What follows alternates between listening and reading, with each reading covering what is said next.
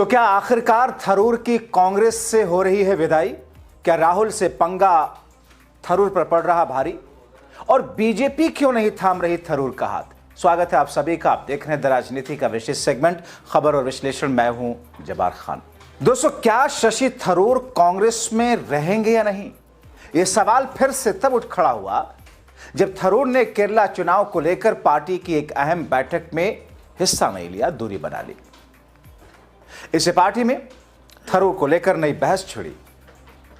दोस्तों, आपको बताएं कि अभी एक दिन पहले यह बैठक दिल्ली में हुई थी, जहां केरला के विधानसभा चुनाव की रणनीति पर चर्चा हुई और माना जा रहा है कि थरूर राहुल गांधी की कथित अनदेखी से नाराज है। अब सवाल यह कि राहुल गांधी उनकी अनदेखी कर रहे हैं या शशि थरूर ने ही राहुल गांधी की गाइडलाइंस का पालन नहीं किया है, या थरूर ने ही अलग रास्ते पर जाने की कोशिश की है।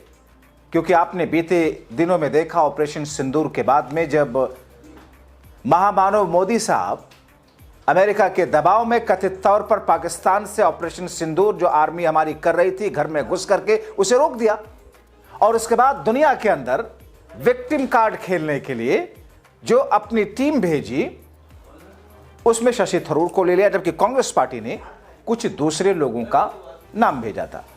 ये विक्टिम कार्ड खेलने के लिए दोस्तों यही शब्द इस्तेमाल करती है विपक्ष की पार्टियां।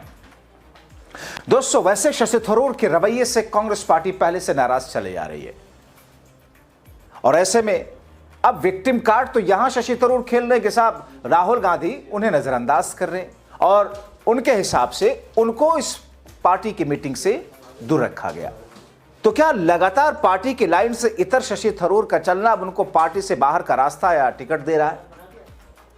मगर शशि थरूर के दिमाग में था क्या ये राहुल से या कांग्रेस से दामन छुड़ा करके वो महामानव वाले खेमे में जाएंगे और महामानव उनको पलकों पर बिठा लेगा, जैसा कि मध्य प्रदेश में ज्योतिरादित्य सिंधिया के साथ हुआ, या फिर असम के मुख्यमंत्री हिमंता बिस्वा शर्मा के साथ हुआ। कई सारे ऐसे एग्जाम्पल हैं जिसमें जिन कांग्रेस के नेताओं ने राहुल गांधी को बुरा भला कहा या कांग्रेस की आलोचना की, राहुल की आलोचना की या राहुल से टकराव की स्थिति पैदा की, उन लोगों को बीजेपी ने पलकों पर बिठाया। क्या थरूर के साथ भी यही होता?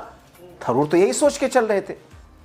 दोस्त, थरूर और कांग्रेस नेतृत्व के बीच में पिछले कुछ समय से तनाव की खबरें लगातार आ रही हैं, लेकिन इस महीने की शुरुआत में वायनाड में कांग्रेस की 2 दिवसीय बैठक के दौरान थरूर और केरला के अन्य कांग्रेस नेताओं के साथ में बातचीत की तस्वीरें आई।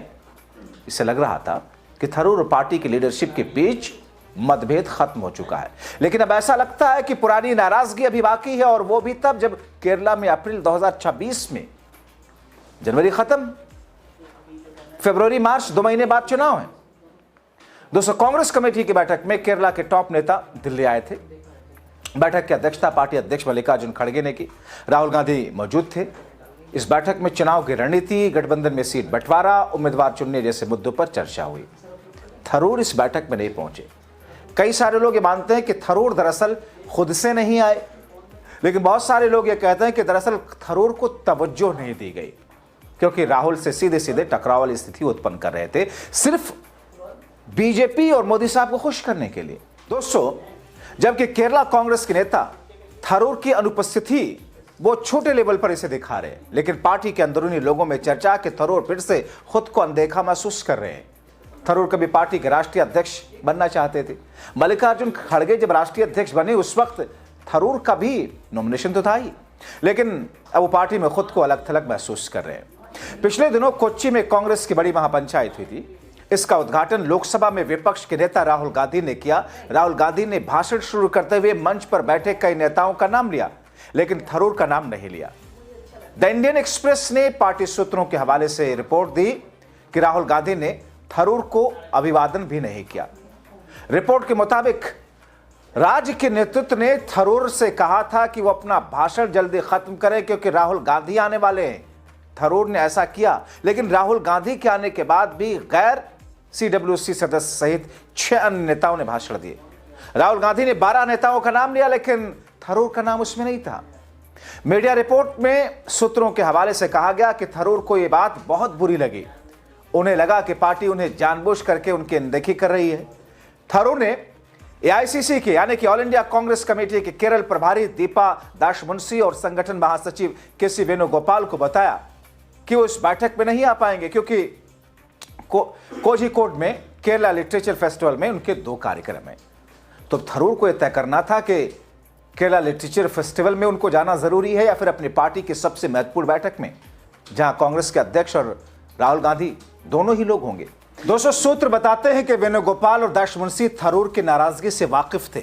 थरूर का मानना है कि वो अपनी सेल्फ रिस्पेक्ट पर समझौता नहीं कर सकते। थरूर से इस पर टिप्पणी के लिए संपर्क नहीं हो सका। हालांकि कांग्रेस में उनकी स्थिति को लेकर लिटरेचर फेस्टिवल में ऑडियंस से पूछे गए एक सवाल के जवाब में थरूर ने कहा कि उन्हें संसद में कांग्रेस के किसी भी पोजीशन का उल्लंघन उन्होंने नहीं किया। उन्होंने कहा कि एकमात्र मुद्दा ऑपरेशन सिंदूर पर था, जहां उन्होंने मजबूत रुख अपनाया। थरूर ने कहा, मैंने पार्लियामेंट में कांग्रेस के किसी भी रुख का कभी उल्लंघन नहीं किया। जिस एकमात्र मुद्दे पर सिद्धांत के तौर पर सार्वजनिक तौर पर असहमति हुई वो ऑपरेशन सिंदूर है।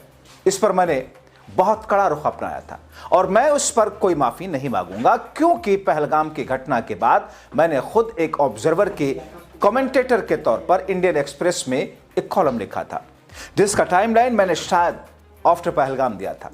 उन्होंने उसे hit tie hit smart title दिया। मैंने उस आर्टिकल में कहा था, इसे बिना सजा के नहीं छोड़ा जा सकता, इसका जवाब देना ही होगा। दोस्तों, शशि थरूर कांग्रेस पार्टी के एक प्रमुख नेता हैं, मगर अभी जो थरूर ने जिस किस्म की जो बातें कही हैं, जो सफाई दी, दरअसल वो बकवास है, क्योंकि पार्टी लाइन से इतर कोई भी नेता नहीं जा सकता।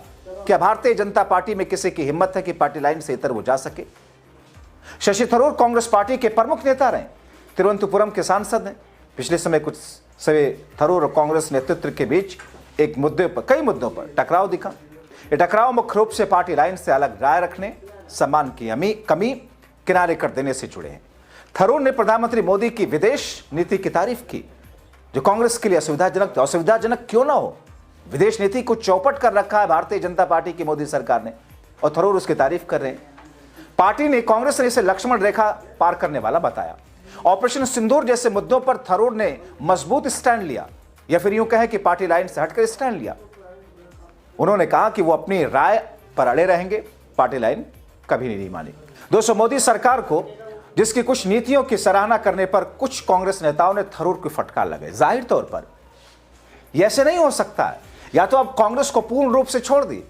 क्या किसी भारतीय जनता पार्टी के नेता की हिम्मत है कि मोदी और शाह के फैसलों के खिलाफ कांग्रेस की तारीफ करते हुए फैसलों की आलोचना करें? वो तब करते हैं जब पार्टी में उनको नहीं रहना होता है।